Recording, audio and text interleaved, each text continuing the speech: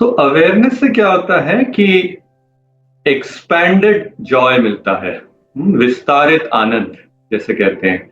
तो जैसे पतंजलि योग सूत्र में गुरुदेव ने कहा है कि जो बहुत खुश होता है वो असंवेदनशील हो जाता है, इनसेंसिटिव हो जाता है, उसे पता भी नहीं चलता है कि क्या हो रहा है उसके आसपास। वो अपनी खुद की खुशी में इतना डूब जाता है तो कि उसको आसपास जो भी कुछ हो रहा है उसको कुछ अवेयरनेस ही नहीं है।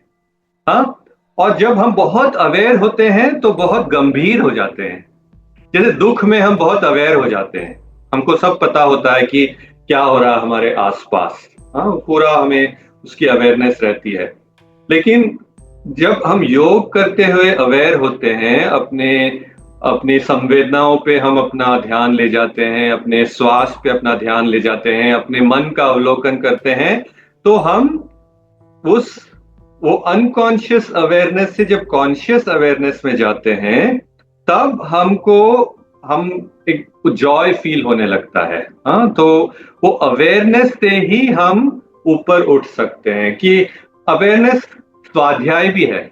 स्वाध्याय, मेरे मन में क्या हो रहा है, मैं ये कर रहा हूं, मैं किस लिए कर रहा हूं। मैं इसलिए कर रहा हूं कि मुझे अपने आप पे बहुत गर्व है, मैं बहुत अपने आप को महान मानता हूं, मैं इसलिए कर रहा हूं।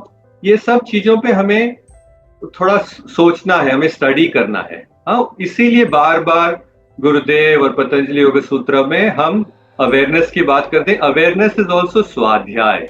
जैसे 3 स्टेप्स हैं किसी दुख से ऊपर उठने के लिए। 3 स्टेप है, तपस, स्वाध्याय और ईश्वर प्रणिधान। हाँ, तो जो अवेयरनेस है वो स्वाध्याय का मतलब कोर है, एकदम उसका फाउंडेशन है अवेयरनेस। और अवेयरनेस से ही हम स्वाध्याय कर सकते हैं, अपने आप पे स्टडी कर सकते हैं, अपने मन की स्टडी कर सकते हैं, बॉडी की स्टडी कर सकते हैं, पूरी सब सेंसेशन की स्टडी कर सकते हैं। इसीलिए अवेयरनेस। जय गुरुदेव एवरीवन, वेलकम। तो आज हमारा बहुत ही स्पेशल डे है। आज हमारे साथ जुड़े हैं सिंगापुर से शैलेश वेंकटेश जी, शैलेश भैया, जो 2009 से टीचर हैं। आर्ट ऑफ लिविंग कोर्सेज करा रहे हैं, happiness course, Shri Shri yoga course, सहज समाधि course, and recently VTP teacher भी गुरुदेव ने ब्लेस किया है। और पर्सनली मैं जब से सिंगापुर आई हूँ लास्ट 10 ईयर, तो मैं देख रही हूँ विद कमिटमेंट शैलेश भैया और अनु दीदी, जो दोनों ही पूरा सेवा में लगे हैं।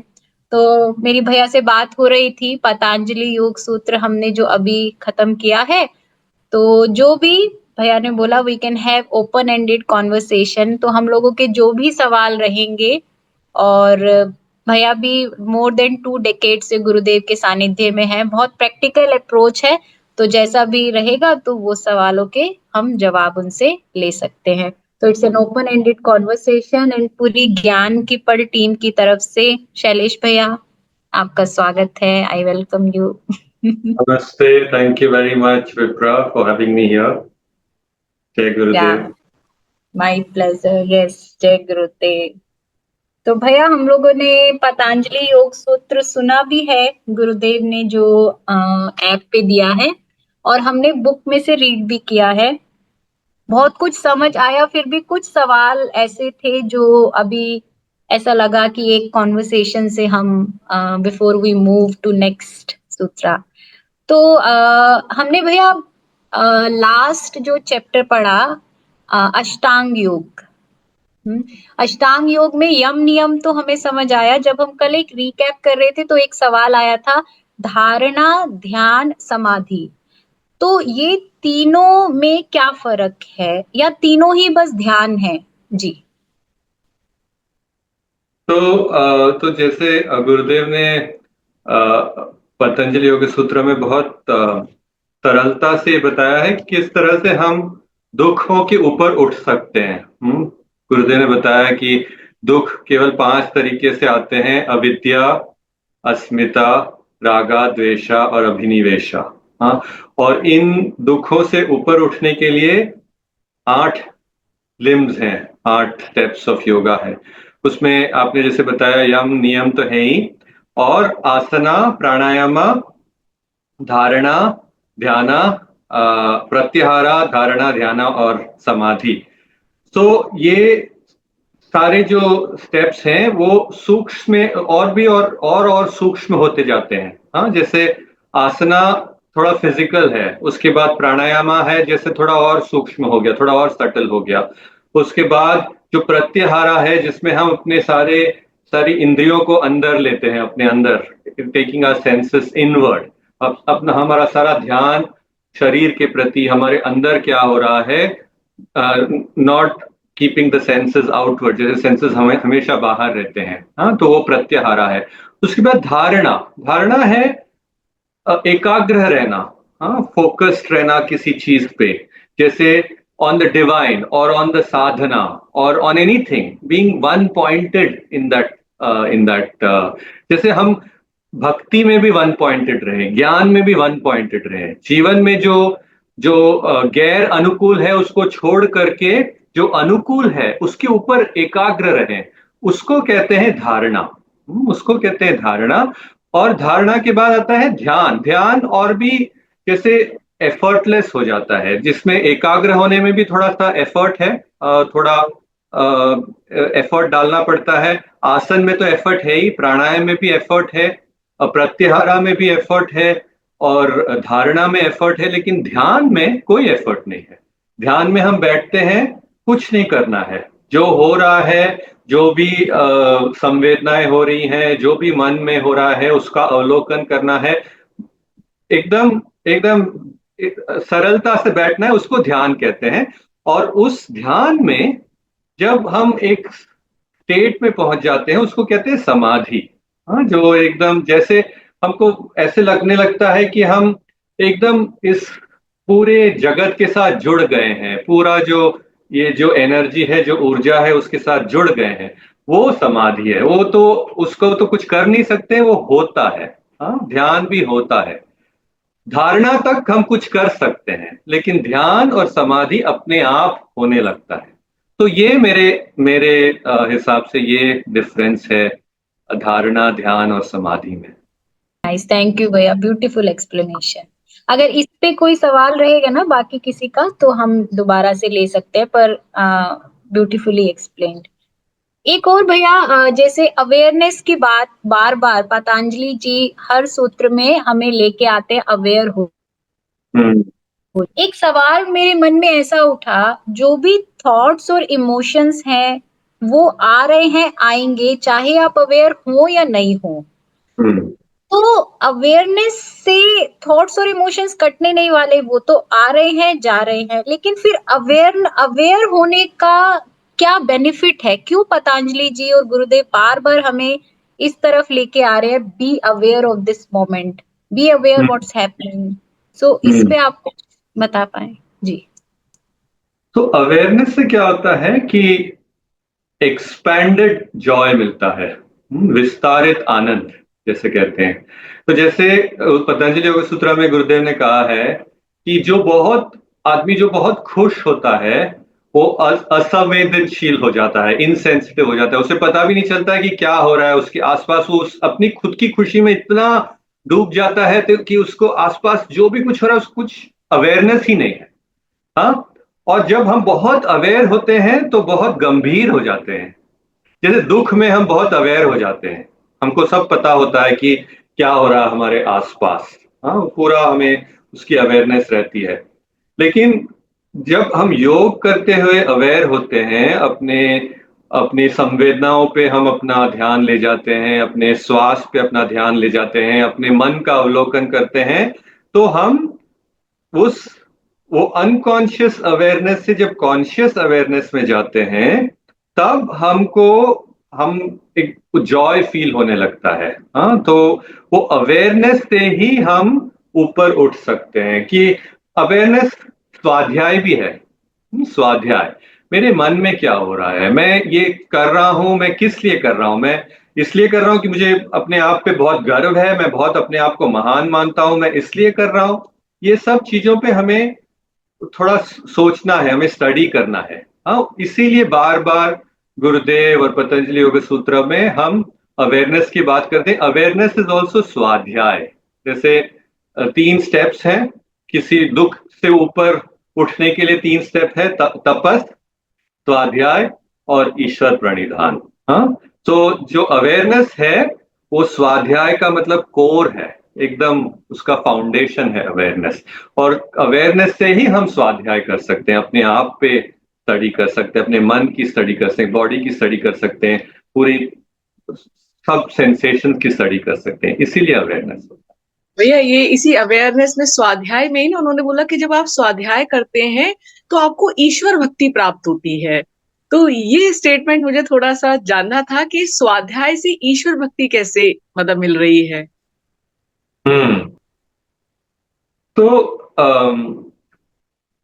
स्वाध्याय तो बेसिकली ये पूरा जो योगा का स्टेप है, ये इसलिए है कि हम अपने ये जो 5 सोर्सेस ऑफ मिजरी हैं उससे ऊपर उठ सके। जैसे अवेयरनेस से पता चलता है कि ये सारी दुनिया में जो कुछ भी हो रहा है वो चेंज हो रहा है, हर हर मिनट परिवर्तन हो रहा है, सब कुछ चेंज हो रहा है। अगर अवेयरनेस जिस व्यक्ति को नहीं है, उसने ये देखा ही नहीं है कि मैं कल किसी के प्रति मेरे को थोड़ा प्रेम था, आज थोड़ी घृणा हो रही है। हाँ, और ये नहीं पता चलता कि कल मुझे गुस्सा आ रहा था कि आज मुझे बहुत शांत फील हो रहा है। हाँ, तो ये अवेयरनेस से पता चलता है कि सब कुछ परिवर्तित हो रहा है। हाँ, तो अविद्या से ऊपर उठने के लिए अवेयरनेस चाहिए। हाँ, और अवेयरनेस इसलिए भी चाहिए कि हमें ईगो से ऊपर उठना है। हर दम हम अपने आप के बारे में सोचते रहते हैं, मैं, मेरा क्या होगा, मुझे क्या मिलेगा। हाँ, तो गुरुजी ने कहा है कि अस्मिता, उससे ऊपर उठना है, वो भी अवेयरनेस से ही उठ सकते हैं। जब हमको पता चलता है कि अपने आप के बारे में ना सोचकर अगर दूसरों के प्रति हम अपना ध्यान रखते हैं तो उससे जो खुशी मिलती है, उससे बड़ी खुशी कोई और है ही नहीं। और राग और द्वेष भी, अगर आप कोई भी काम करते हो तो आपको पता चलता है कि कुछ चीजें आपको करने को अच्छा लगता है, कुछ चीजें करने को नहीं अच्छा लगता, लेकिन करना तो पड़ता है। अगर जीवन में और इस दुनिया में अगर हमें फंक्शन करना है कि तो हमें सब कुछ करना पड़ता है, जिसके प्रति हमारी रुचि है और जिसके प्रति रुचि नहीं है, दोनों चीजें करके ही हम आगे बढ़ सकते हैं। तो राग और द्वेष को भी हम उसके परे आ सकते हैं अवेयरनेस से, कि मुझे ये चीज अच्छी नहीं लगती है करने को, मुझे अकाउंटिंग अच्छा नहीं लगता है, लेकिन मैं बैंक में काम करता हूँ, अकाउंटिंग तो मुझे करना ही पड़ेगा। हाँ, जैसे मुझे बहुत सारे डॉक्यूमेंट्स, लीगल डॉक्यूमेंट्स पढ़ने को नहीं अच्छा लगता है, लेकिन मैं बैंक में काम करता हूँ, मुझे पढ़ना ही पड़ेगा। राइट, वो अवेयरनेस आती है पहले कि मुझे ये अच्छा नहीं लगता है, लेकिन फिर उस अवेयरनेस से हम ऊपर उठ सकते हैं। तो राग और द्वेष को भी हम अवेयरनेस से ही उसके बाहर आ सकते हैं। और अभिनिवेश, जैसे फियर, उसको भी हम अवेयरनेस, अरे मुझे इस चीज से बहुत डर लगता है, अगर कोई बहुत सीनियर मेरे सामने सडनली आके कोई सवाल पूछता है तो मुझे अचानक थोड़ी सी नर्वसनेस होती है, वो अवेयरनेस से पता चलता है। और जब ये सारी अवेयरनेस से हम अपने आप को जान लेते हैं और उसके परे आते हैं तो एक खुशी मिलती है कि अरे मैंने इस ऑब्स्टेकल को मैंने काबू कर लिया है। हाँ, और उससे जो खुशी मिलती है उसी से, वही गुरुदेव कहते हैं अवेयरनेस से ही जॉय मिल सकती है, क्योंकि सारी संकट है, दुनिया की संकट वो अंदर है। और उसको हम अवेयरनेस के साथ, पहले तो अवेयरनेस के साथ उसको जान ले और जानने के बाद उसके ऊपर उठे, उसी से हमें खुशी मिलती है, उसी से जॉय मिलती है। बहुत ही सुंदर भैया, बहुत ही सुंदर। मतलब कल तक मेरा दिमाग यहाँ घूम रहा था कैसे, लेकिन आपने बहुत ही ब्यूटीफुली एक्सप्लेन किया। Thank you so much. जी भैया, ये तो बहुत ही सुंदर आपने ये जो मुझे भी लगता था कि थॉट्स भी आ रहे हैं इमो, जैसे अभी आपने बोला डर, मुझे लगा डर आ रहा है, अवेयरनेस से क्या हो, पर आपने ये बड़ा अच्छा बोला कि राग द्वेष से भी आप अवेयर हो तो आगे आ जाओगे, उससे बाहर आ जाओगे। डर भी लग रहा है, अवेयर होगे तो उसको पार करोगे। तो इसका मतलब ये तो की है, जो भी अपने अंदर संकट चल रहा है, जो भी अपने अंदर सब चल रहा है, उससे बाहर आने का ये एक की दे दिया है पतंजलि जी ने और गुरुदेव ने, aware of what is happening and then you can move on. Wow, Correct. Very nice. Psychology में भी यही करते हैं, जो क्लिनिकल साइकोलॉजिस्ट हैं, अगर आप किसी साइकोलॉजिस्ट के पास जाते हैं, तो आपकी पूरी हिस्ट्री पूछते हैं कि क्या हुआ था, आपके बचपन में क्या हुआ था, आपकी क्या सिचुएशंस थी, उससे आप अवेयर हो जाते हैं और अवेयर होने से आपको लगता है, अरे हाँ, जब मैं बचपन में मैं एग्ज़ाम देने जाता था, तो मैं बहुत नर्वस हो जाता था और उस नर्वसनेस की वजह से मेरा अभी एक एक पैटर्न बन गया है कि मैं जब भी कोई संकट वाला जो कोई सिचुएशन आता है तो उसमें मैं बहुत नर्वस हो जाता हूँ। उस अवेयरनेस के साथ अब मतलब पता चल जाता है, अरे ये फिर से हो रहा है मेरे अंदर, मैं फिर से नर्वस हो रहा हूँ। और जब ये पता चल जाता है तो उस नर्वसनेस के ऊपर उठने का हमें एक तरीका भी मिल जाता है। Awareness 95% of the job is awareness. उसके बाद जो करना है वो 5% है केवल। ब्यूटीफुल, वंडरफुल, थैंक यू भैया। भैया एक सवाल और प्रेजेंट मोमेंट पे गुरुदेव ने जैसे ये पतंजलि जी ने अवेयरनेस के बारे में बोला और कहीं ना कहीं बार बार ये प्रेजेंट मोमेंट में हमें ला रहे थे ये मोमेंट, लेकिन अच्छा है, बहुत ऐसा लग रहा है कि हम इसको अगर कर पाए तो जो ये प्रेजेंट मोमेंट है बहुत बार हम अवेयर नहीं होते उस मोमेंट में, और जब उस मोमेंट से निकल के बाहर जाते हैं तो अच्छा हम वहां ऐसा भी कर सकते थे, ये भी बोल सकते थे, ऐसे भी बिहेव कर सकते थे, तो बाद में वो खिचड़ी फिर मन में बनने लगती है, तो क्या होता है वो मोमेंट भी चला जाता है। अब जिस मोमेंट में मैं जहां हूँ उस क्षण में पूरी तरह से, अभी मैं आपके साथ यहाँ पे हूँ, इस क्षण में मैं पूरी तरह रहूं कि मेरे पास ना ही कोई अगला ना पिछला कुछ भी मन में ना चल रहा हो, तो उसका क्या सूत्र है कि इस मोमेंट में कंप्लीटली मैं कैसे रह पाऊं, और जब वो मोमेंट चला गया तो मैं उससे बाहर कंप्लीटली कैसे आ पाऊं। जी। तो हमारे पास ना दो ही चीज हमारे कंट्रोल में है। हाँ, एक है हमारी ऊर्जा, हमारी एनर्जी, और दूसरी चीज है हमारी इच्छा, इंटेंशन। ये दो ही चीज है। इसके अलावा मेरे ख्याल से कोई और चीज हमारे कंट्रोल में है ही नहीं, बिकॉज बाकी सारी जो चीजें हैं, बहुत सारे फैक्टर्स हैं जो आते हैं और उसके हिसाब से हमारी इवेंट्स सब कुछ होते हैं। तो इस प्रेजेंट मोमेंट में हम केवल अपनी ऊर्जा के प्रति ध्यान दे सकते हैं कि अभी इस वक्त मुझे कैसा फील हो रहा है, मेरी एनर्जी कैसी है। अगर मेरी एनर्जी थोड़ी डाउन है तो ठीक है, मुझे बाद में कुछ करना पड़ेगा, जाके सोना पड़ेगा या ध्यान करना पड़ेगा या पानी पीना पड़ेगा। तो ऊर्जा के प्रति हम ध्यान दे सकते हैं और हमारी इच्छा के प्रति ध्यान दे सकते हैं। तो हर मोमेंट में जो भी कुछ हो रहा है और जो भी कुछ हम करते हैं, इन दोनों चीजों से चल रही है। हर हर क्षण हमारी ऊर्जा से चल रही है और हमारी इच्छा से चल रही है। हमें जो हमारा, अगर मेरी इच्छा इस वक्त है कि मैं आप लोगों से कुछ शेयर करूं और जो मुझे पता है वो मैं अपनी ह्यूमिलिटी के साथ आपके साथ शेयर करूं, ये मेरी इच्छा है।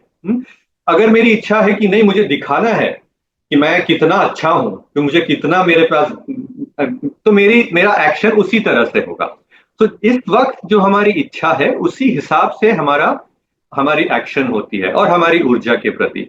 तो हमें बस यही ध्यान रखना है, कभी कभी हमारी ऊर्जा कम हो जाती है और ऊर्जा का इफेक्ट कई चीजों से भी होता है, जिस माहौल में हम हैं, क्या खाना खाया है, अगर रात को अच्छी नींद नहीं आई है और फिर ऑफिस में बहुत स्ट्रेस है या टेंशन है, या घर में स्ट्रेस है, घर में टेंशन है, इन सब चीजों से हमारी ऊर्जा पे प्रभाव आता है। और कभी कभी हम हम कुछ कर भी नहीं सकते हैं। तो जिस हद तक अपनी ऊर्जा को हम अपने कंट्रोल में कर सके हमें करना चाहिए, और कभी कभी वो हमारे कंट्रोल के बाहर भी रहता है। और हमारी इच्छाओं पे हमें ध्यान रखना है, और इसीलिए ज्ञान है। ज्ञान से हम अपने आप को बार बार शुद्ध करते हैं, हमारी इच्छाओं को शुद्ध करते हैं, हमारा जो इंटेंशंस है उसको प्योर करते हैं। और अगर ये करते रहें और इन दोनों चीजों पे हम ध्यान रखें, तो जो भी होता है उस पल में उसको हम पूरी तरह से स्वीकृत करके आगे बढ़ सकते हैं। यही है। तो गुरुजी ने ये वैराग्य का भी जो सूत्र दिया है, वैराग्य ये नहीं है कि जो भी कुछ हो रहा है उसको छोड़ छाड़ के कहीं पहाड़ों में जाके रहना। वैराग्य का मतलब है कि जो भी हमारे जीवन में आता है उसे वीरता से स्वीकार करना, उसको बोलते हैं being in the present moment. जो कुछ भी हो रहा है इस वक्त, अगर मुझे अच्छा भी नहीं लग रहा है तो उसको हम वीरता से स्वीकार करें, उसको बोलते हैं कि रहना है प्रेजेंट मोमेंट में। कभी कभी दुख भी हो रहा होगा, गुस्सा भी हो रहा होगा, तो ठीक है, उस मोमेंट में उसको स्वीकार कर लें। ये ना करे, अरे मैंने इतना ध्यान किया है, इतना ज्ञान सुना है, लेकिन फिर भी मुझे गुस्सा आ रहा है, उसको अस्वीकार करना है। लेकिन उसको अगर हम स्वीकार कर ले कि अरे हो गया, मैं तो मनुष्य हूं और इस वक्त मेरा ये हो गया, मैं इस वक्त मेरी इच्छा क्या है, मैं गुस्सा हो गया हूं, मेरी इस वक्त क्या इच्छा है कि मैं बना लूं, गुस्सा था, I will make up now, that is a good intention. My energy was down, I must do something to increase my energy, that is a good intention. So that is being in the present moment, huh? So I hope it made sense. Yes, Yeah. Beautifully explain, very nice. इसी से related भैया एक सवाल है, जो अभी आपने बोला इंटेंशन, अभी मुझे ये पूरा क्लियर हो गया कि प्रेजेंट मोमेंट आप जो बता रहे हैं, कई बार ऐसा होता है कि इंटेंशन आपका अच्छा है, मतलब ये अगला सवाल है, इंटेंशन आपका अच्छा है, आप कुछ काम कर रहे हैं जीवन में, लेकिन आसपास जो लोग होते हैं वो इंटेंशन को किसी और तरीके से पकड़ लेते हैं, हमारा है नहीं वो, ये हमने अवलोकन कर लिया, अपने आप को टटोल लिया, आपका ऐसा नहीं है। अब उनको निकलना भी खुद ही है। गुरुदेव ने बोला है कि संशय है अगर किसी को, तो वो संशय से खुद निकलेंगे। मेरा सवाल ये है, क्या वो हमारे कर्म पे इफेक्ट डालेगा, या हमारी एनर्जी पे वो इफेक्ट डालेगा, या हम ये भी समर्पण करके निकल सकते हैं आगे? जी। तो हाँ, हमारा जो एनवायरनमेंट है उसका इफेक्ट तो होता ही है। हाँ, जैसे मैं बैंक में काम करता हूँ, फाइनेंशियल इंस्टीट्यूशन में काम करता हूँ, बहुत ही एग्रेसिव एनवायरनमेंट होता है, बहुत ही लालच वाला एनवायरनमेंट होता है, मोह मोह का एनवायरनमेंट है। हाँ, बहुत ज्यादा अटैचमेंट, पैशन, ये सब बहुत ज्यादा है। मेरा उसका इफेक्ट तो होता ही है मुझे। हाँ, तो इसीलिए हमें बार बार आके ध्यान करना पड़ता है, साइलेंस कोर्स करना पड़ता है, तो उसका इफेक्ट तो होता ही है। लेकिन फिर वो हमारे कर्म से भी होता है। अब जब मेरा कर्म है तो मैं बैंकिंग में हूँ, हाँ, तो हमारा जो पास कर्मा है उसके हिसाब से हमारी जीवन चल रही है। तो तो इस तो लेकिन उस पे बहुत ज्यादा उस पे फोकस नहीं करना है। अब है तो है, उसको मैंने स्वीकार कर लिया, अब है, मेरे पास और कोई चारा नहीं है, बैंकिंग में रहना है मुझे, तो उसको मैंने स्वीकार कर लिया है। तो दूसरों का इंटेंशन, दूसरों का हमारे ऊपर अफेक्ट तो करता ही है, लेकिन बार बार अगर हम ज्ञान में रहें, सेवा में रहें, सत्संग में रहें, तो इसके ऊपर उठ सकते हैं। और अगर फिर भी हमारा जो एनवायरनमेंट है, हमारा वातावरण अगर थोड़ा कठिन है, तो उसको झेलना ही तपस है। हाँ, तो तपस भी वही है कि हमारा जो वातावरण है इस वक्त अनुकूल नहीं है, कुछ चीजें अनुकूल नहीं है। मेरे जीवन में भी ऐसा हुआ है कि पिछले 3-4 साल एटमॉस्फेयर जो ऑफिस का था वो अनुकूल था ही नहीं, था ही नहीं। मैंने गुरुजी से जाके पूछा भी था कि गुरुजी मैं क्या करूं, मैं ये ऑफिस, ये ऑर्गेनाइजेशन छोड़ दूं क्या? तो गुरुदेव ने मुझे देख के बोला कि तुम्हें पता है क्या करना है, तुम्हें रहना है उसी एनवायरनमेंट में। क्यों? क्योंकि उससे हम थोड़ा हमारी वीरता बढ़ती है, हमारी क्षमता बढ़ती है, कैपेसिटी बढ़ती है।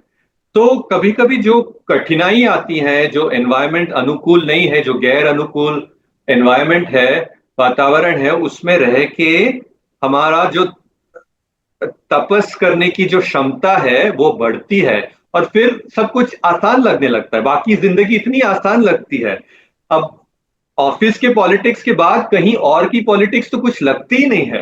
हाँ, तो ये है बेसिकली एनवायरनमेंट को पॉजिटिव तरीके से देखना। एनवायरनमेंट का इफेक्ट होता है मुझ पे, लेकिन मैं उसको किस तरह से पॉजिटिव तरीके से देखूं, और देखूं उससे मेरी जो क्षमता है किस तरह से बढ़ती है, जो मेरी कैपेसिटी है, सहनशीलता है, वो किस तरह बढ़ रही है, वो देखना है हमें एनवायरनमेंट से। वेरी नाइस, थैंक यू भैया, वेरी नाइस। और भी लोग हैं, आप जुड़े हैं, जिनको सवाल पूछना है, आप अनम्यूट कर सकते हैं। यस भैया जय गुरुदेव।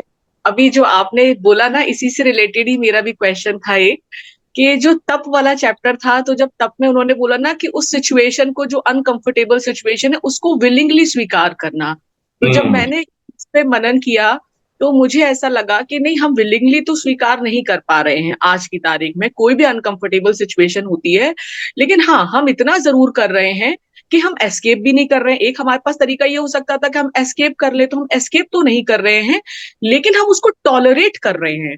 और टॉलरेट कर रहे हैं मतलब अभी हमने विलिंगली उसको एक्सेप्ट नहीं किया है। तो जो गुरुजी बार बार कहते हैं कि accept the situation and people और एज दे आर, तो मुझे उस दिन ऐसा लगा पढ़ते वक्त कि टॉलरेंस और एक्सेप्टेंस, तो एक्सेप्टेंस से जो हम रियल एक्सेप्टेंस में आएंगे उससे एक पहले का कदम है टॉलरेंस।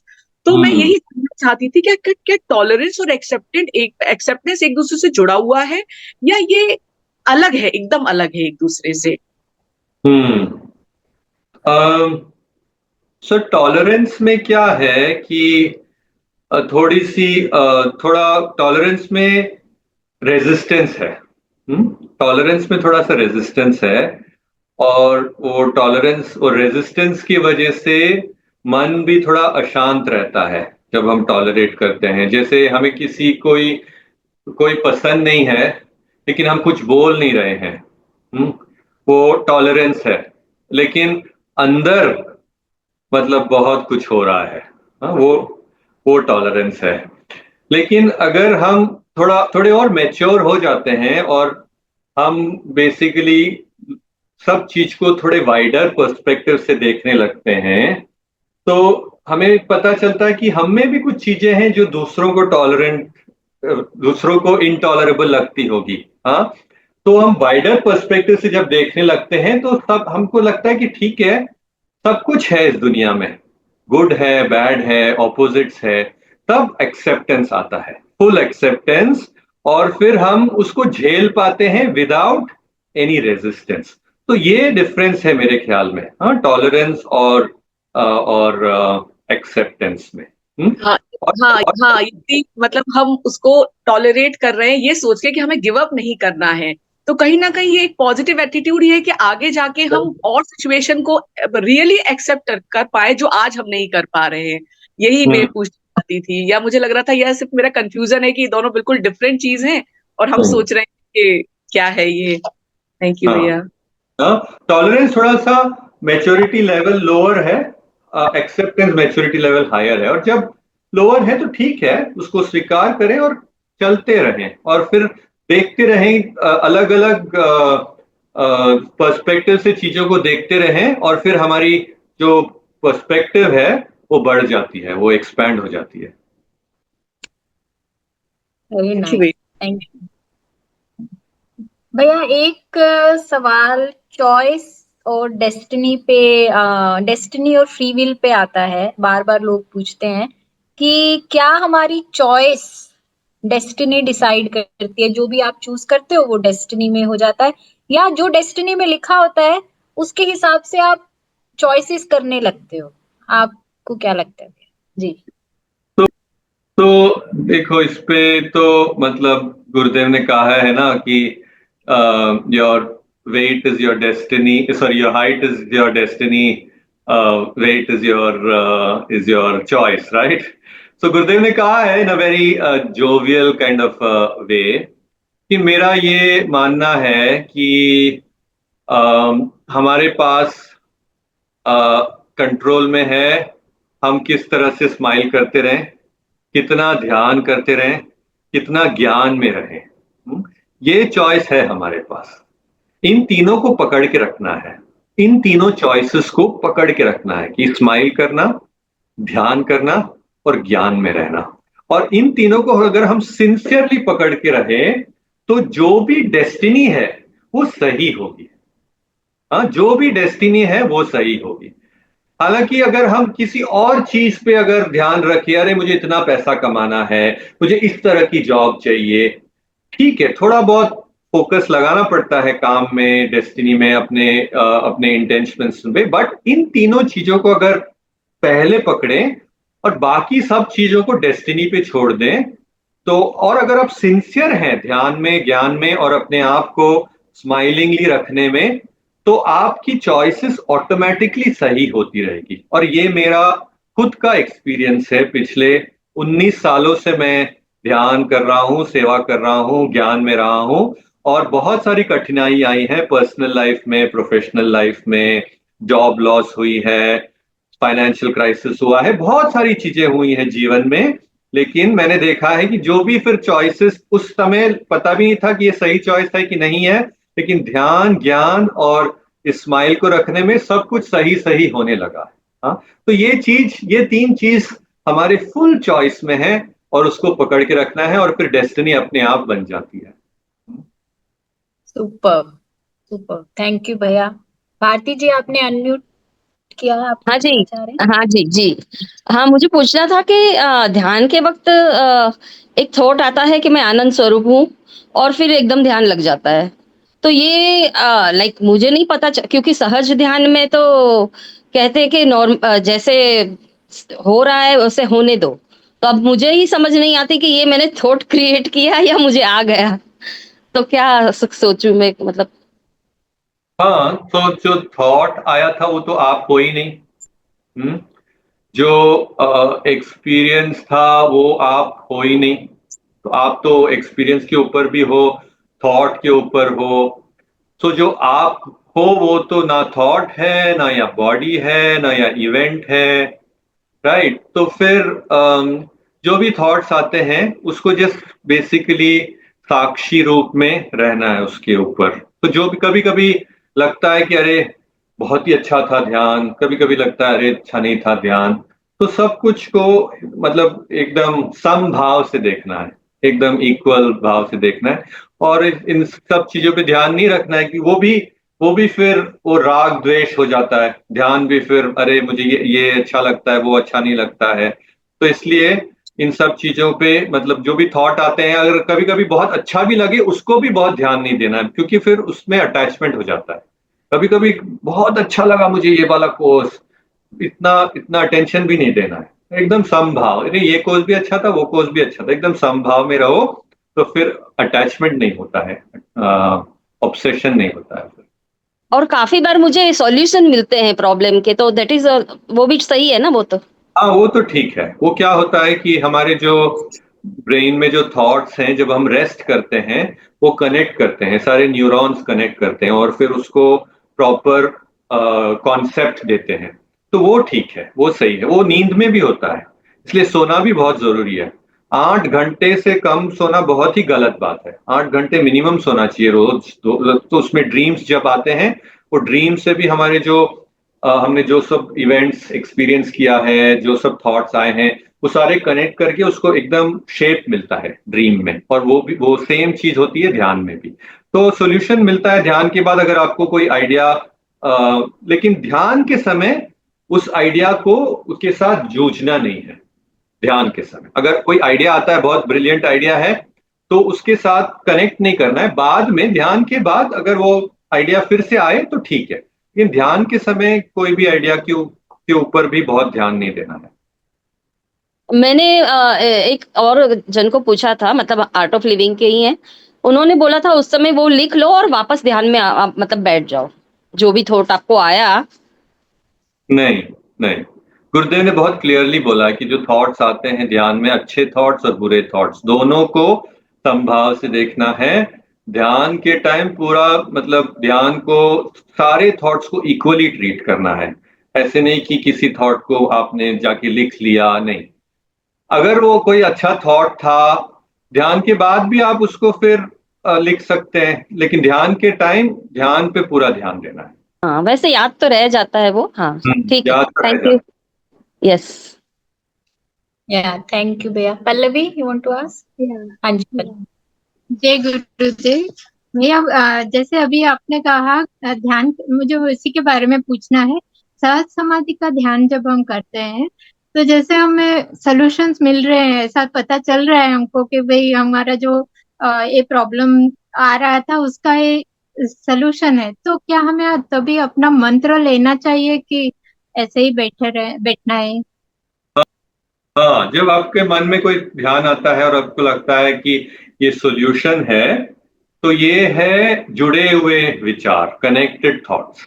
हाँ, बिकॉज आपका आपका कोई प्रॉब्लम था, प्रॉब्लम के बाद सॉल्यूशन आ रहा है, तो ये सारे विचार जुड़े हुए हैं। तो जब सहज समाधि ध्यान करते हैं, जो कोई भी कनेक्टेड थॉट्स आते हैं तो मंत्र लेना चाहिए, ताकि ये जुड़े हुए थॉट्स, बिकॉज जब प्रॉब्लम है और सॉल्यूशन आ रहा है तो हमारा मन एफर्ट में जा रहा है। और एफर्टलेसनेस इज मेडिटेशन। तो इसलिए मंत्र लेके वो थॉट के जो चेन है उसको ब्रेक करके फिर से हमें एकदम सहजता के साथ मेडिटेशन में चले जाना चाहिए। हाँ, तो अगर कोई सॉल्यूशंस आ रहे हैं, प्रॉब्लम्स हैं और प्रॉब्लम्स के प्रति अपना मन बार बार जा रहा है और सॉल्यूशन भी, अगर अच्छा सॉल्यूशन भी आ रहा है, फिर भी उसके साथ कनेक्ट करके और सॉल्यूशन को बढ़ाना नहीं है, तो मंत्र लेके फिर से एकदम सहजता के साथ ध्यान में चले जाए। जी भैया, मेरा एक प्रश्न ये था कि अभ्यास और वैराग्य की बात गुरुदेव ने की चैप्टर 2 में, तो शुरू में वो बोलते हैं अभ्यास के ऊपर उन्होंने बोला, तो उस समय हमें समझ में आया कि हमें अभ्यास करना है, उसके बाद वो वैराग्य पे आए, तो हमें ऐसा लगा शुरू में कि अभ्यास करते करते वैराग्य आ जाएगा। और फिर उसके बाद हमें ऐसा लगा कि उन्होंने बोला कि एक सेंटेंस था कि अभ्यास और वैराग्य बैलगाड़ी के दो पहिए हैं। तो मुझे ऐसा लगा अभ्यास और वैराग्य साथ साथ चलेगा, मतलब पहले लगा अभ्यास करो तो वैराग्य आएगा, फिर लगा अभ्यास और वैराग्य जीवन में साथ साथ चलेगा। तो यहाँ पर मुझे ये पूछना था कि अभ्यास माने कि हमें अपनी क्रिया, ध्यान, साधना ये अभ्यास है, ऐसा करते करते वैराग्य आएगा, या हमें वैराग्य का ही अभ्यास करना है? मतलब इस अगर हमको अगर आप थोड़ा और क्लैरिफाई कर दें हम लोगों के लिए। तो वैराग्य के साथ अभ्यास करना है। हाँ, जैसे हम बैठते हैं ध्यान करने को, उस वक्त हम क्या है, मैं बैंकर हूं, मैं किसी का पति हूं, मैं किसी का बेटा हूं, ये सब ना सोच करके मैं कुछ भी नहीं हूं। हम अचाह अकिंचन, अकिंचन, I want nothing, I do nothing, अप्रयत्न। अप्रयत्न, अचाह अकिंचन अप्रयत्न। तो ये तीन चीजों को मन में रख के ध्यान करना है। तो इसी को वैराग्य बोलते हैं कि इस वक्त 20 मिनट तक मुझे कुछ भी नहीं चाहिए, मैं कोई प्रयत्न भी नहीं कर रहा हूं, मैं कुछ भी नहीं हूं। इसको बोलते हैं वैराग्य। और इस वैराग्य की भावना के साथ बैठ के हमें ध्यान करना है ताकि हम ध्यान में एकदम गहरी रूप में ध्यान में जा सके। तो वैराग्य और अभ्यास साथ साथ चलेगा। और जैसे जैसे हम इसको करते रहेंगे तो हमारा वैराग्य की क्षमता भी बढ़ती जाएगी, वीरता आएगी। और अगर कोई हमारी आलोचना करता है तो उससे हम अफेक्ट नहीं होंगे, और कुछ कठिनाई आ रही है उससे अफेक्ट नहीं होंगे, वो सब भी वैराग्य है। तो वैराग्य बढ़ेगा भी, और ध्यान करने के लिए वैराग्य का होना भी जरूरी है। तो वैराग्य और अभ्यास साथ साथ चलते हैं और वैराग्य बढ़ता भी जाता है। तो दोनों सही है। तो ध्यान करने से, अभ्यास करने से वैराग्य बढ़ेगा, लेकिन वैराग्य के साथ अगर वैराग्य नहीं है तो हम ध्यान कर ही नहीं सकते, क्योंकि हम बैठेंगे ध्यान करने को तो तब याद आएगा, अरे हमने किचन में कुछ स्टोव पे कुछ चढ़ाया है, या बच्चा कोई बुला रहा है, या ऑफिस का कोई ईमेल है। सो वैराग्य के बिना तो हम बैठ ही नहीं सकते ध्यान करने को। और वैराग्य है हम में, इसीलिए हम यहाँ बैठे हैं, वरना तो हमारे पास इतने सारी चीजें हैं करने को, वरना हम यहाँ ज्ञान के लिए बैठे हैं क्यों? वैराग्य है, हम बाकी सब चीजों को छोड़ के यहाँ पर बैठने की हम में क्षमता है। तो वैराग्य तो ऑलरेडी है हम में, और उस वैराग्य को और भी स्ट्रांग बनाना है। थैंक यू सो मच भैया। थैंक यू भैया। भैया एक, अच्छा बाकी किसी को अगर पूछना है ना वो अनम्यूट कर लें तो वो पूछ सकते हैं। एक सवाल भैया, सिद्धि पे बहुत पूछा जाता है, जो पावर्स ऑन स्पिरिचुअल पाथ। तो कुछ पावर्स तो ठीक है, आपको समझ आता है, लेकिन कुछ हेलुसिनेशन भी हो जाती है, कई बार भ्रम भी हो जाता है। जैसे मैंने बहुत लोगों को यही सुना बोलते हुए कि जो भी मुझे वो देखने से भी डर लगता है कि वो सच ना हो जाए, यानी कुछ गलत ना हो जाए, उसका एक्सीडेंट ना हो जाए, या ऐसा ना हो जाए। तो अब मुझे डर लगता है वो देखने से ही, या वो ऐसा कोई मुझे विचार ना आ जाए कि सच ना हो जाए। तो वो पावर तक तो ठीक थी, जहां इंट्यूशन की बात होती है कि आपको एक इंट्यूटिवली पता चल रहा है जिससे आप किसी की मदद कर रहे हो। लेकिन ये जो इसमें फंस जाना, तो उसको आप क्या बोलेंगे? और इसके बाद भी क्या ये सिद्धि, ये पावर्स का क्या स्पेस है इस स्पिरिचुअल पाथ पे? जी। तो इसीलिए गुरुदेव सिद्धियों पे ज्यादा ध्यान नहीं देते हैं। क्यों? क्योंकि हमारा जो ये सारा स्पिरिचुअल पाथ है वो वैराग्य की ओर बढ़ने के लिए है, सब कुछ छोड़ने के लिए है। और जब हम सिद्धि की बात करते हैं तो हमारे मन में ये विचार आता है कि हमें सिद्धि से कुछ पाना है और कुछ ठीक करना है, और हमारे जीवन में कुछ ठीक नहीं चल रहा है, सिद्धि से उसको उसके ऊपर आना है। हाँ, लेकिन हमारा लक्ष्य ये है कि सब कुछ छोड़ देना है, हमारा ये लक्ष्य है। लेकिन ऑफ कोर्स कुछ रिस्पॉन्सिबिलिटीज है, कुछ कुछ हमारे फैमिली के प्रति कुछ रिस्पॉन्सिबिलिटीज है, उनको हमें फुलफिल करना है। लेकिन फिर हमें सब कुछ छोड़ना ही है, तो सिद्धि की क्या जरूरत है? सिद्धि से तो कुछ पाने के लिए हम सिद्धि की ओर हम देखते हैं, पर हमें सब कुछ छोड़ना ही, तो सिद्धि की क्या जरूरत है? और अगर हमें वैराग्य है, अगर कुछ कठिनाइयां भी आई, कुछ फिजिकल प्रॉब्लम्स, कुछ डिजीजेस, अगर वैराग्य है, कुछ हमारे हमें वो क्षमता है, तपस की क्षमता है, तो फिर ठीक है, हम चलते रहेंगे। सिद्धि आने से क्या होता है कि ईगो भी बढ़ जाता है, ईगो भी हो जाता है, अहंकार हो जाता है।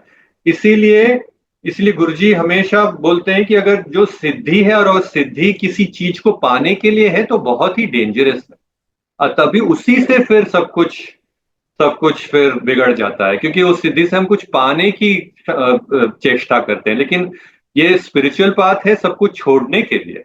हाँ, तो इसीलिए कि आप काफी सारी स्पिरिचुअल पाथ से मैंने सुना है जहाँ पे कोई स्टोन देता है, कुछ देता है, ये देता है, बट गुरुजी ऐसी कोई बात करते ही नहीं है। हाँ, गुरुजी कोई ऐसी बात नहीं करते हैं कि अरे ये आप अपने घर में रखो सब कुछ ठीक होने लगेगा। नहीं, ये सब कुछ छोड़ने के लिए है हम इस पाथ पर।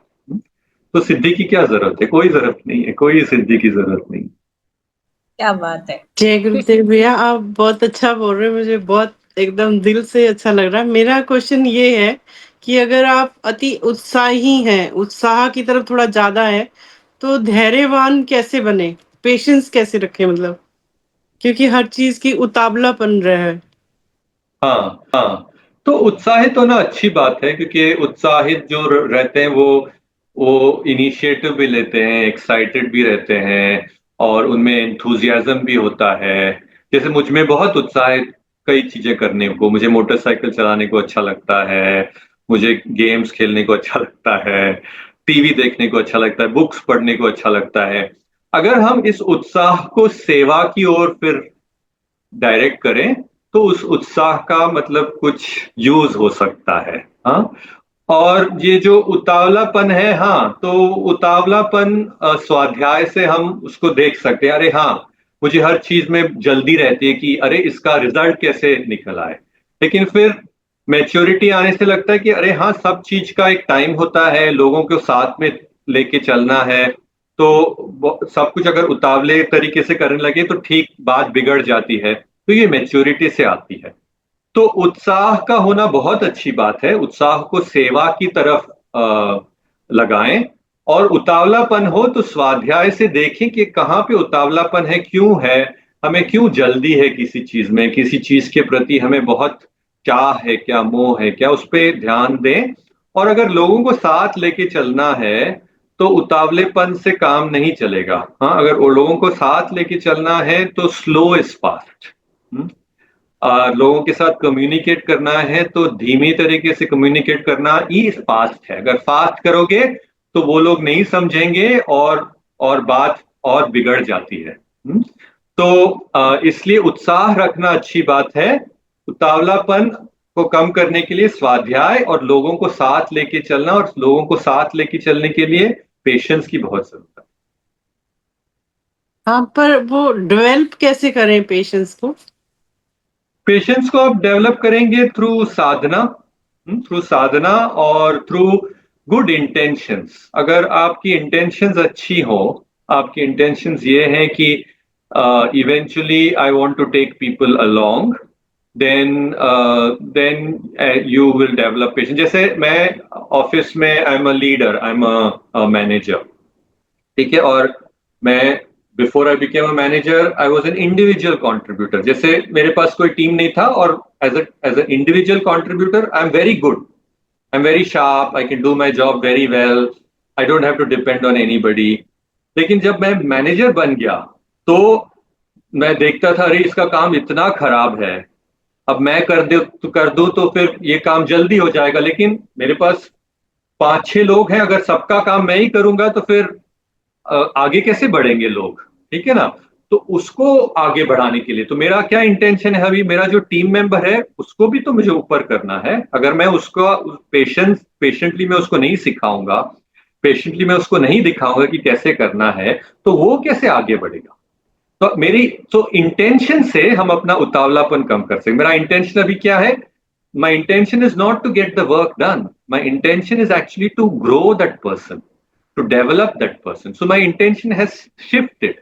And with that changed intention, I can basically now become patient.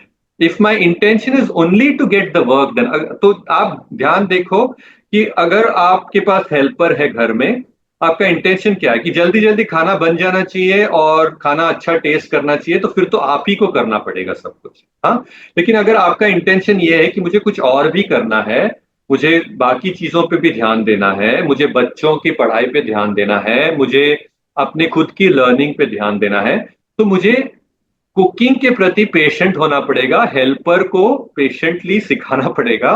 और जितना दिन लगे हेल्पर को खाना बनाने में, उतना दिन मुझे उसको सफर करना पड़ेगा। तो पेशेंस ऑटोमेटिकली आ जाएगा। क्यों? मेरा इंटेंशन ये नहीं कि जल्दी जल्दी खाना बन जाए, मेरा इंटेंशन ये है कि मुझे बाकी सब चीजों के लिए समय मिले। तो आप अपना इंटेंशन देखो तो आप ऑटोमेटिकली जो उतावलापन है वो कम हो। Thank you, very nice, very satisfactory. Very nice, thank you. Harshada, हाँ, जय गुरुदेव भैया। मेरा एक क्वेश्चन था कि जब हम क्रिया करते हैं सुदर्शन क्रिया, कभी कभी लॉन्ग क्रिया करते वक्त भी गुरुदेव का वॉइस चालू रहता है, फिर भी मेरा छूट जाता है क्रिया, ऐसा लगता है नींद आ गई। फिर बाद में समझ आता है कि नहीं मैं रुक गई हूँ, फिर से चालू हो जाता है। ऐसा 3-4 बार होता है। मैंने यहाँ पे टीचर को क्वेश्चन किया ये, तो वो बोले कि वो तुरीय अवस्था है, वो नींद नहीं है। तुरीय अवस्था क्या है, थोड़ा सा। सो तुरीयावस्था है वो हायर स्टेट ऑफ कॉन्शियसनेस। हाँ, सो जैसे जागृत अवस्था है, सुषुप्ति है। जागृत है जब हम जगे हुए हैं, सुषुप्ति है जब हम सो गए हैं, और स्वप्न अवस्था है जब हम स्वप्न देख रहे हैं। और तुरीयावस्था है हायर स्टेट ऑफ कॉन्शियसनेस, जिसमें अवेयरनेस है। जैसे जागृत में अवेयरनेस है, रेस्ट नहीं है। सुषुप्ति में रेस्ट है लेकिन अवेयरनेस नहीं है, ठीक है। और स्वप्न अवस्था में ना अवेयरनेस है ना रेस्ट है, लेकिन तुरीय अवस्था में रेस्ट भी है और अवेयरनेस भी है। तो जो तुरीय अवस्था है डीप स्टेट ऑफ समाधि है, जिसमें कि सब कुछ रुक गया है। हाँ, सब कुछ रुक गया है और अब केवल अवेयर है। और कभी कभी सुदर्शन क्रिया के टाइम ऐसे ऑटोमेटिकली हो जाता है, लेकिन वो अगर जैसे हमारे हमको पता चल जाता है कि फिर से हमको ब्रीदिंग करना है बेसिकली, तब से फिर से तो कोई बात नहीं। अगर ऐसे होता है तो अच्छी बात है, आप तुरीयावस्था में ध्यान में जा रहे हो बार बार, अच्छी बात है। थैंक यू भैया। Thank you. दिनेश जी, आपको कुछ पूछना? जय गुरुदेव भैया। मेरा क्वेश्चन ये था कि जब गुरु जी गाइडेड मेडिटेशन करवाते हैं तो उस टाइम कई बार सहस्त्रवादी मंत्र ना अपने आप मन में मतलब अपने आप ही उठ जाता है, क्या वो वैसा कर सकते हैं या वो गलत है? क्या हो जाता? गुरु जी मेडिटेशन करवाते हैं ना, गाइडेड मेडिटेशन, हाँ, तो उसमें सहस्त्रवादी मंत्र आ जाता है, अपने आप ही मन में जैसे चल पड़ता है। कोई बात नहीं, कोई हाँ बात जी, नहीं। हाँ, वैसा रोक लेना है खुद को? नहीं, कुछ नहीं। ऐसे कुछ भी ध्यान में अगर कुछ भी ऑटोमेटिकली होता है तो उसको रोकना नहीं है, उसे केवल बेसिकली उसका अवलोकन करना है और बस उसको जाने देना है। ना रोकना है ना फिर पकड़ के रखना है, कुछ नहीं करना है, केवल अवलोकन करना है और उसे जाने देना है बस। ऐसे कोई कुछ भी होता है ध्यान में। हाँ जी, हाँ जी, ठीक है जी, थैंक यू। जय गुरु।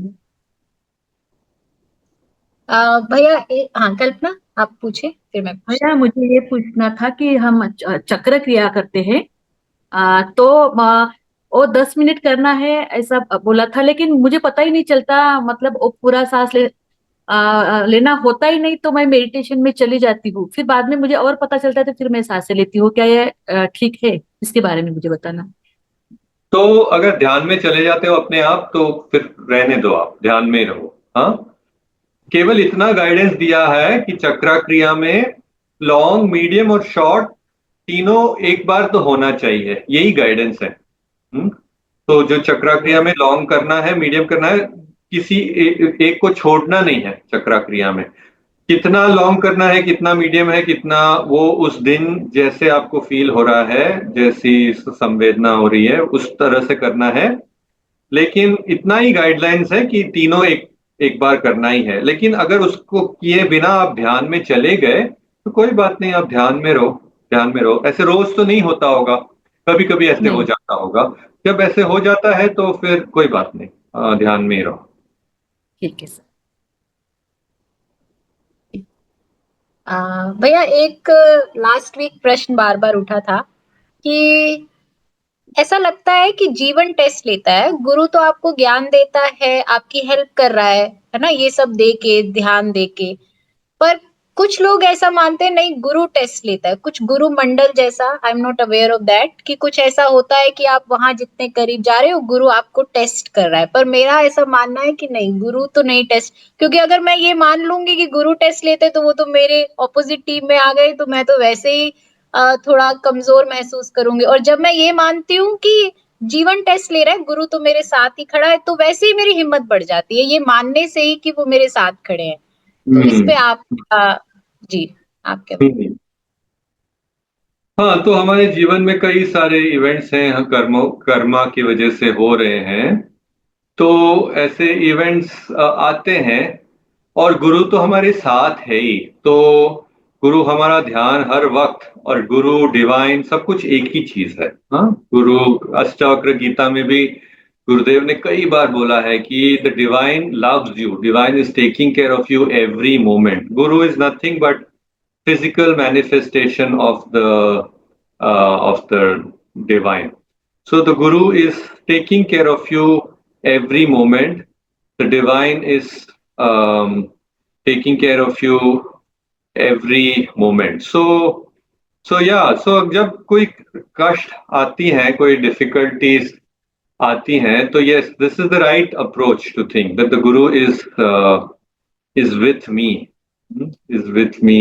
और जैसे मैंने पहले कहा था ना, जो डिफिकल्टीज आती हैं वो हमारी क्षमता को बढ़ा रही हैं, और क्षमता को बढ़ाने से जो खुशी मिलती है, तो वो भी तो डिफिकल्टीज आर नॉट अनफेवरेबल ना, difficulties are only to make you feel better in the end. तो अगर इसको देख लें, पर्सपेक्टिव्स को देख लें, तो सब कुछ एक हो जाता है मेरे ख्याल से। मेरे ख्याल से difficulties, Guru, your abilities, everything is just one thing.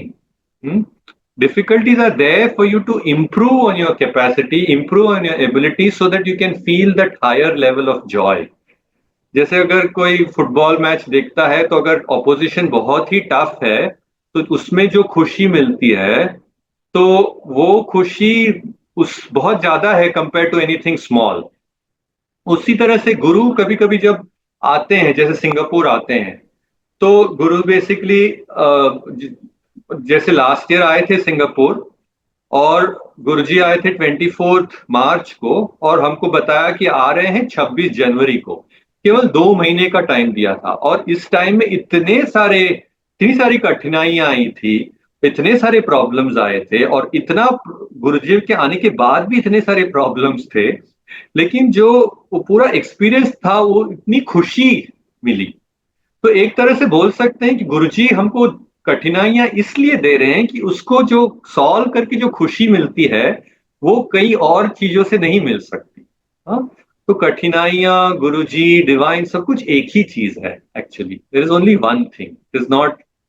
जो हमारा जो ड्युअलिटी है उसको देखता है कि अरे ये कठिनाई है और ये मैं हूं, और मैं किस तरह से इसको मैं सॉल्व करूं, और मुझे गुरुजी का पावर चाहिए। ठीक है, एक तरीके से वैसे कहना ठीक है, लेकिन अगर आप देखो कि सब कुछ एक है, और हर मोमेंट कुछ ज्ञान मिल रहा है, कुछ खुशी मिल रही है, कुछ जॉय मिल रहा है, इस सिचुएशन में क्या हो सकता है, क्या सीक्रेट है इस सिचुएशन में, इस कठिनाई में क्या सीक्रेट है? अगर वो देख लो ना, तो बहुत इंटरेस्टिंग हो जाता है। Then there is no problem. Very nice, this is next level of understanding actually, कि हम यही क्यों सोच रहे हैं कि प्रॉब्लम्स गुरु दे रहा है या गुरु मेरे साथ है। आप ये सोचो ना कि वो प्रॉब्लम से निकल के जो आप खिल के आओगे, वो हाँ, उसको देखो आप। Very correct, nice, another level of understanding. Very nice भैया। जय गुरुदेव। भैया ऐसे है कि इधर लाइफ में बहुत सी प्रॉब्लम्स आई हैं, हर वक्त गुरु ने मुझे बहुत संभाला है। अब मेरा लगता है कि मेरे सेल्फ के ये जो कॉन्फिडेंस है या ये लेवल को गुरु ने मेरा इतना बढ़ाया है कि अब ये बांटने को भी दिल करता है, शेयरिंग करने को दिल करता है कि ये मेरा सेल्फ का पर्सनल अंदर का जो तिजोरी में बंद है ना, वो लगता है कि कईयों का भला हो सकता है। जैसे आप आज आपने क्वेश्चन खोले ना, हमें खुद भी नहीं पता कि हमारे अंदर कोर इश्यू में वो पड़े हुए हैं। लगता है कि आपने सारा ही अंदर खोल दिया है, पूरा अंदर वॉशिंग मशीन लगा के साफ कर दिया है। थैंक यू, शुक्राने आपको, बहुत बहुत शुक्राना। थैंक यू सो मच भैया। एक गुरु स्टोरी से हम कल्पना, यू वांट टू आस्क? आपने अनम्यूट किया है कुछ? अच्छा ठीक है, एक गुरु स्टोरी भैया। अच्छा, अगर कुछ then we can end this. Yes. हाँ, तो जैसे ये गुरु स्टोरी है, मतलब मैं तो काफी ऑर्डिनरी सा एक इंसान हूँ, और लेकिन ऐसे सिचुएशन में आके गुरु जी का ज्ञान जो डिस्कस करने को मिलता है वो गुरु का अनुग्रह है। हाँ, तो वो एक चीज में एक गुरु स्टोरी है कि हम जैसे ऑफिस में तो ऐसे नॉर्मल ऑर्डिनरी सा काम करते हैं, लेकिन इस एनवायरनमेंट में इतना इतना अच्छा और इतना एक्साइटिंग फील होता है, गुरु का अनुग्रह है।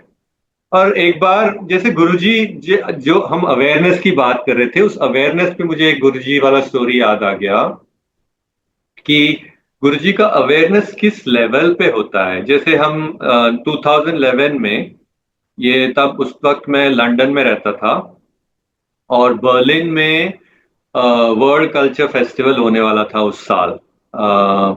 I think world culture festival हुआ था जुलाई या जून में 2011 में।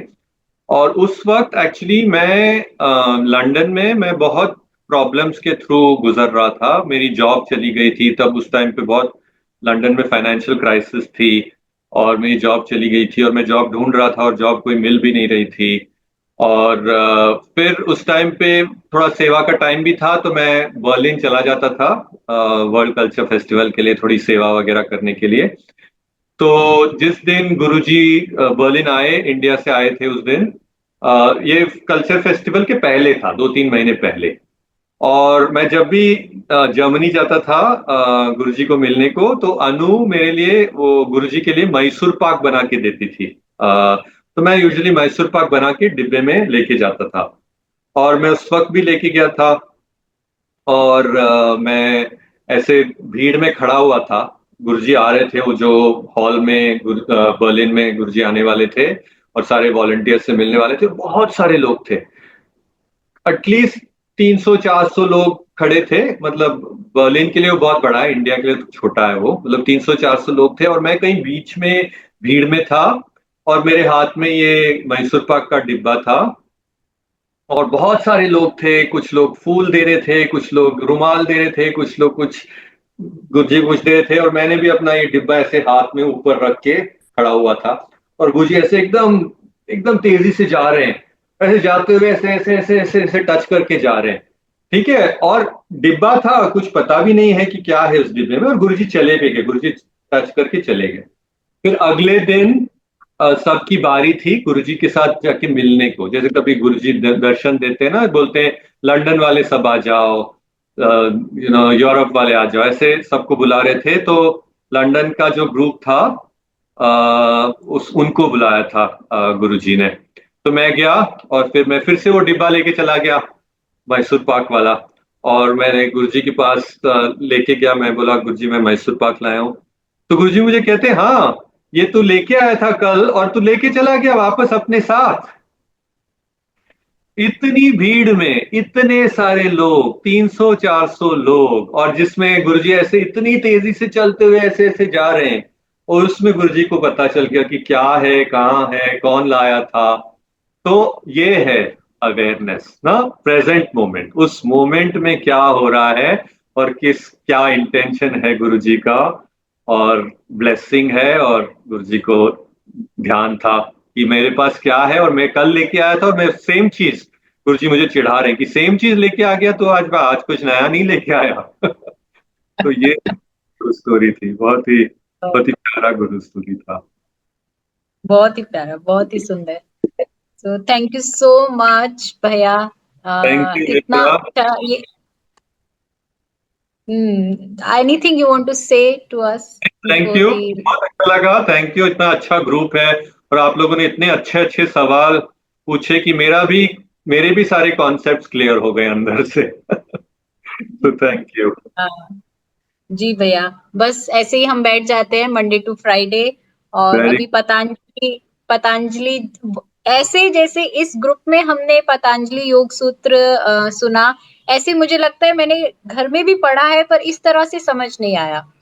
ये पूरा जो ग्रुप है ये किस तरह से जुड़ा मुझे भी नहीं पता। हम लोगों ने तो बस ये 2 4 5 लोगों से शुरू किया और कैसे जुड़ गया, और सबका वो इंटेंशन है कि इस समय में एकदम अटेंटिवली बैठना, उसको सुनना, वो अवेयरनेस जिसकी अभी आपने बात की ना, मुझे लगता है वो काम छोड़ के कि कुछ भी हो वो साइड पे है, ये 1 घंटा मुझे यहाँ पे बैठना है। अभी मैं डेसारू में हूँ ट्रिप पे, पर मैंने कहा 1 घंटा मुझे ये चाहिए, यहाँ मैं अटेंटिवली बैठ पाऊं, बाकी सब काम बाद में हो जाएंगे। तो वेरी गुड। वो एक कृपा से हमें ये एक साथ मिल गया इस समय में। Very good. और ये हर बार हम जब इस ऐसे ग्रुप में आप लोग आओ तो आपको ये ध्यान रखना है कि मैं ये अपने लिए नहीं आ रहा हूं, मैं दूसरों के लिए आ रहा हूं, कि ग्रुप हर जन के आने से बनता है।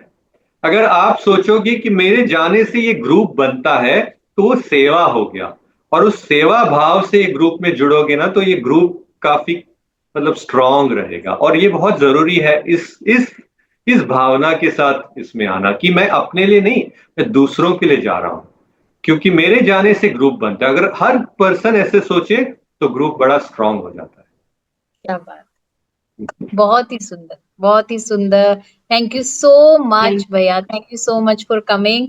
आपका वो ना बड़ा प्रैक्टिकल अप्रोच है, और जो भी हमें पतंजलि में जो था अड़ा हुआ, वो आपने बिल्कुल अच्छे से क्लियर कर दिया।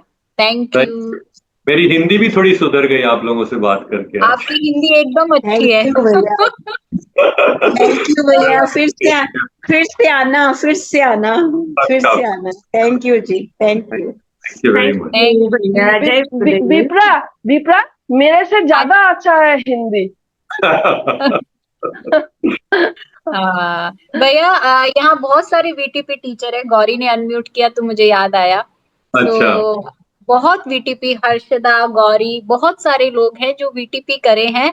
अगर आप उनको जाते जाते कुछ कहना चाहें, that they do TTC very soon. या हाँ, टीटीसी में जरूर जाना जल्दी से जल्दी, क्योंकि बहुत सारे टीचरों की जरूरत है। गुरुजी ने कहा है कि मतलब ये ज्ञान को बांटना है, लोगों के साथ शेयर करना है। तो जितना जल्दी आप लोग वीटीपी में जा सकें और इस ज्ञान को ज्यादा से ज्यादा लोगों के साथ उनको जोड़ें, तो ये बहुत अच्छी बात है। और टीटीसी आपके जीवन का सबसे अच्छा अनुभव होने वाला है। टीटीसी, जो टीटीसी में जो गुरुजी का जो ग्रेस है, अनुग्रह है, जो जिस इस तरह से वो हमको अनुभव होता है, वो किसी और चीज में नहीं अनुभव होता। अगर मेरा बस पड़े तो मैं फिर से टीटीसी में चला जाऊं। इतना अच्छा एक्सपीरियंस होता है टीटीसी में गुरुजी का पूरा वो ग्रेस इतना पता चलता है कि अरे कितना पकड़ के रखा है हमको गुरुजी ने। तो ये इस एक्सपीरियंस के लिए ही जाना है आप लोगों को, और जाकर के वापस आके सेवा में लगना है और लोगों को ज्ञान में रखना है। तो ये बहुत अच्छी बात है। इससे ये इसको अगर पकड़ के रखोगे तो बाकी सब चीज आपके जीवन में ठीक ठीक होने ही लगेगा automatic. Very nice, thank you. Very nice. Thank you so much, Bhaiya, and thank you so much, everyone. See you on Monday. Jai Gurudev. जय गुरुदेव। जय गुरुदेव। जय गुरुदेव। जय गुरु।